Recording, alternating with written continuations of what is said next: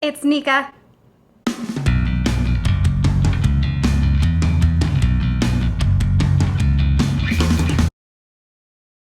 Hey, what's up you guys? Welcome back to my channel. Yes, I'm wearing the same dress as the other day, and that is because I am binge filming. I'm trying it a second time, but I'm actually doing it this time. Binge filming. And there's another bit of exciting news for this video. This video will actually be my 50th video on this channel, which is super exciting. I remember when I started this channel because I was sad that I lost my job. Hi. So, my name is Monica. And now look where I am. I'm much more confident and I know how editing works. Great job. Great job, me.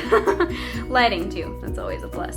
So, for today's video, because it was such a special occasion, I decided to kind of revive one of the original things that brought me confidence and helped me really get into filming and doing videos more, and that was the Public Schooler's Guide to Dating a Homeschooler. Only today will be the Public Schooler's Guide to Dating a Homeschooler 2, Edition 2, the sequel. Get out. Don't even use the door. Okay. Excuse me, I gotta go. Now we all know there's two types of schoolers in the world. Well, I mean, I'm sure there's more, but two types for the purpose of this video.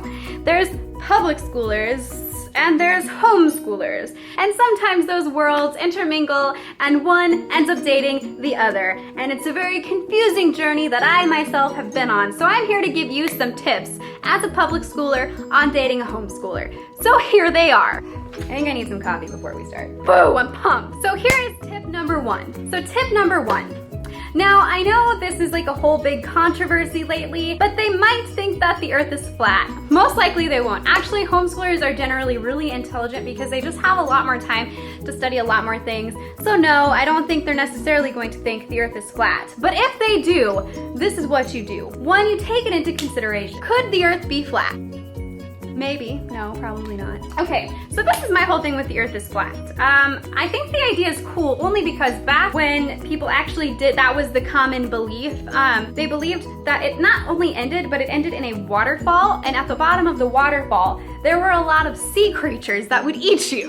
So essentially they believed the earth was shaped like this, and if you were to fall over the edge, you would be eaten by sea monsters. Now, I'm not gonna lie, I would pay good money to see a bunch of sea creatures at the bottom of a waterfall eating boats. Not that I want people to get hurt, but that would be really cool. I would even like pay somebody to like hang me over with like a plane or a helicopter so I could throw them food, preferably organic bananas, because that's what's on my mind right now.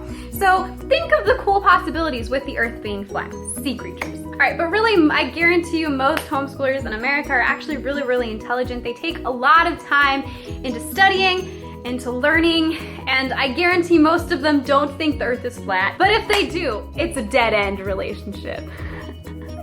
Get it? Dead end. This is why no one likes you. But really, if somebody believes something so completely different than you and you just cannot handle it, maybe it's not right that you're in a relationship with them, but don't think that they're stupid. A lot of people put a lot of thought into these theories and just give them grace. And it's okay to believe in something. I personally believe in the Loch Ness Monster. I believe fully in Nessie, and though a lot of people don't believe that she's real, I don't feel like a lot of people call me stupid for believing it. Do I believe in Bigfoot? Yes. Do I believe in aliens? Questionable. Not that they don't necessarily exist, but I don't know, okay, I don't know. Space is too big for me. Do I believe in giant squid? Yes, I do. Is that a myth? Do I believe in mermaids? I am a mermaid. But really, like this one was mostly just a joke because I know it's common belief that homeschoolers are only taught certain things, and that is not true. A lot of them are very, very smart, but if they are only taught certain things, that is completely up to their family. It's not worth it to call them stupid or to be mean, but if that's just not for you, then maybe that relationship's not for you. That's all I'm saying. Number two, and this is the most disappointing for me. They've probably never heard of Chucky, or Jason, or Freddy, or Michael Myers. Their parents most likely did not let them watch those kinds of movies as they were growing up. They probably did not have my dad. My dad and I watched those and that was bonding for us. We were weird. But yeah, they probably don't know, and if you show it to them, you might cause them to have night terrors or panic attacks. So it might not be worth it. If you really genuinely love the horror movie genre, you might want to keep that to yourself or ease them into it. Have them watch Goosebumps first, not the new Goosebumps with Jack Black. Jack Black, I love you, but that movie was disappointing. No, I mean like the old show. Goosebumps. Yeah, that one. I would ease them in with something like that. They don't have to be hardcore into horror, but if they love you, they will try to compromise and get into stuff for you, or you can just have those separate interests. David really loves superhero movies. They're not really my thing. I really love horror movies. They're not really his thing. We kind of don't really watch them together too often, but sometimes we do, and it's a nice experience. So I would just be chill about that, okay? They don't have to love Michael Myers. I know. I love you, Michael. What am I doing? Number 3, and this might be the most important one there is, so just pay attention. If you hold their hand, that's it, you're married. So to homeschoolers, holding hands is also called premarital interdigitating. That's where you interdigitate with the fingers, and it's premarital. And to them, that is a big deal. Now to you as a public schooler, you've probably had a couple of like those going out relationships like you have in 8th grade, where the guy's like, hey, will you go out with me? And all you do is hold hands. So holding hands to you, that is nothing. That doesn't mean anything. But to a homeschooler who's known all of the same people his whole life, most of his or her friends are their siblings, cousins, or other fellow homeschooler kids. Once they meet you and you want to hold hands, to them that is going to be a serious step into a relationship. So before you have any kind of physical contact, you need to ask yourself, am I serious about this person? Respect their beliefs, because they might think you're married once you've held hands. So just keep that in mind. Did that happen with me and David? No, but the first time we held hands was only a day before we actually made our relationship official. Just saying. 4, their interaction with other people will probably be just fine. In my experience, most homeschool kids are the most chill people I've ever met. Like, you think they're gonna be super weird, and in their own ways they are, but when it comes to interaction, they're either introverted and, but they handle it well, or they just talk to people just fine. It's a nice thing for them to be able to talk to people outside of their own home. So don't stress about introducing them to your friends.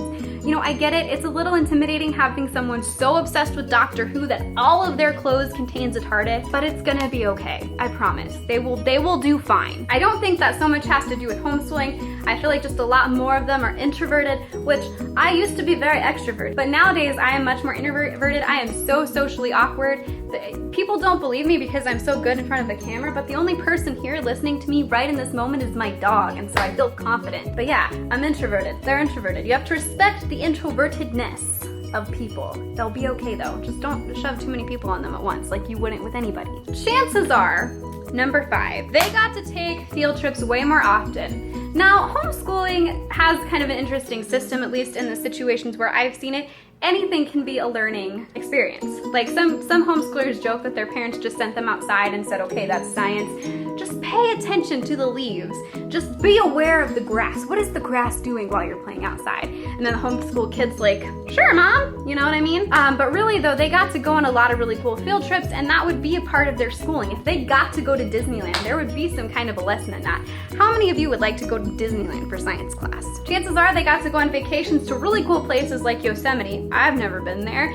To Mount Rushmore, to New York City, and all of it was a lesson. Their field trips were way cooler than mine to the Wilbur May Museum. Not that I don't love the Wilbur May Museum. If you're ever in Reno, check out the Wilbur May Museum. It will change your life. There is a shrunken head there. But that was like the epitome of my field trips. I didn't get to go to Disneyland. I did go to New York once, but that was like a club trip. It wasn't a field trip. Number 6, they are often criticized for being homeschoolers. A lot of people have opinions on everything these days. I actually, unfortunately, this actually made me really sad, but I saw a video, and I'm not gonna link it because it's mean, but it was a family talking about their homeschool systems, and they were very Christian orientated, which a lot of them are, but not all. So it's also not all just church people. But they didn't really teach their kids normal science or math. They kind of focused more on the Bible and more on creationalism, which is fine for that family. That's why they're homeschooling. That's why I understand that. If that's truly what you believe, I respect that. But and a lot of people were insulting them. They were giving these girls like random math problems, which, let me be honest, this girl was like 12. They were asking her what 6 times 6 is. I was public schooled and I wouldn't be able to answer that on the spot on camera. So just keep that in mind. That doesn't necessarily mean they're not being taught math. Just be nice to people and let families handle families. When they're kids, if they don't like that for their lives, they will grow up and change it. That happens. They're not, I don't know. But oftentimes, people are gonna look at that extreme and think that is all homeschooling, so they're not gonna be very nice about your homeschooler boyfriend or girlfriend, but really they're just fine. Their family made a choice and they stuck together with it, and I think that's really cool. As long as nobody's being abused, starved, or neglected, I think that choice is fine. You can disagree with me if you want, but just be nice to the homeschooler boyfriends and girlfriends. If you're bunch of public school people with opinions. Number 7, they often wonder, what the heck did you do during your school day? Did you sit at a desk all day? Did you take tests all day? Did you get to talk to other kids that weren't your siblings? What are these movements? So to answer that question for you homeschoolers that might be watching this for comical reasons, basically we would show up to school. I always got there about an hour before, hung out with my friends before school. Sometimes I would buy breakfast. You can buy breakfast at school at most high schools. I would get extra homework done that I was too lazy to do the night before. And then you would go to your first class. Now the first class I often didn't enjoy because I was just tired. It was the morning. And my school, I had 3 classes a day plus a study hall. And so I would go to my first class. I was often pretty ready to go by the second class. You would go to lunch. Our lunches were really cool. You could buy pizza and fries and salads and burgers, anything you wanted. Bagels. I had bagels a lot. I love bagels. And then you would go to your last main class, which I was always kind of tired and bored by. It's kind of funny. I only ever enjoyed that middle class. And then you'd have your study hall. Once you're a senior though, you get to cut out about 2 classes, I think. So what I did, and you don't have to take study hall at all. So I cut out a morning class one day and an afternoon class the other day. So I got there late one day and then I got to leave early the next day. I always really enjoyed that about my school day. And then I often did stay for the study hall, but I got to do kind of whatever I wanted, which was fancy. That was fancy business. I was in charge of my media class and doing our senior video, so I was often what I was doing in that last little hour of school. But anyway, I enjoyed having the day off, or having the time off that I did. So that is what I did in school. 8, your view of homeschooling may impact their opinion of you. Now, most homeschoolers that I've met want to homeschool their kids. Now, some of them didn't have as great of an experience, so they're more into the idea of public schooling. But I can remember when I met my husband, he actually was very anti-homeschooling and wanted to public school, and at the time so did I, but then my opinions kind of shifted as things in the school district got kind of crazy, and he's kind of okay with me doing it now. As long, our main goal with it at this point would be to keep it as close to public school curriculum as possible, but just do grading a little bit differently.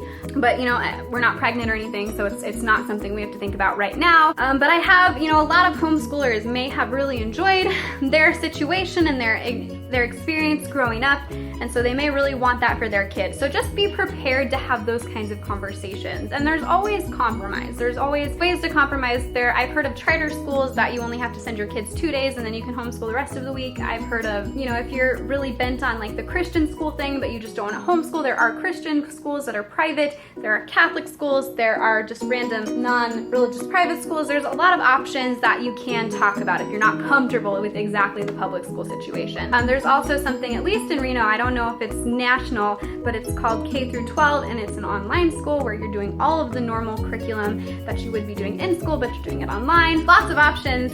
So don't be afraid if you're against just homeschooling in general in the traditional way. Don't be afraid to work through a compromise. Anything is possible, and any family can work around any situation. That would be my tip for you there. Number 9, now this might be a shock to you because they stay home all day, but their house might still be messy.